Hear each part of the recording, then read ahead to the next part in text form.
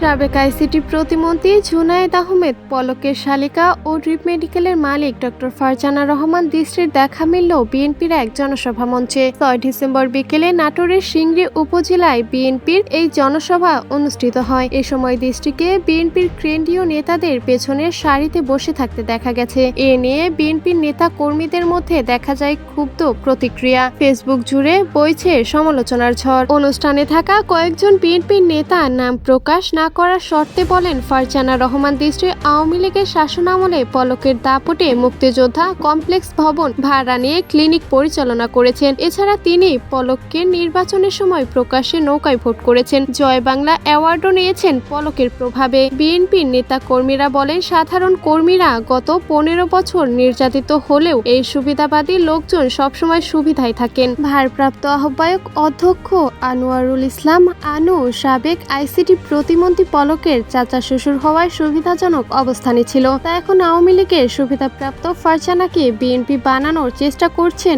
আনোয়ারুল ইসলাম আনু। এ ব্যাপারে ডক্টর ফারজানা রহমান দৃষ্টি বলেন, আমি একজন চিকিৎসক, চিকিৎসার পাশাপাশি সামাজিক কর্মকাণ্ডের সঙ্গে জড়িত। সামাজিক কর্মকাণ্ডের জন্য জয় বাংলা অ্যাওয়ার্ড সহ বিভিন্ন পুরস্কার পেয়েছি বলে দাবি তার। সামাজিক যোগাযোগ মাধ্যমেও বিএনপি নেতাদের অভিযোগের বিষয়ে ফারজানা রহমান দৃষ্টি জানান, তিনি কোনো রাজনৈতিক দলের সঙ্গে জড়িত না।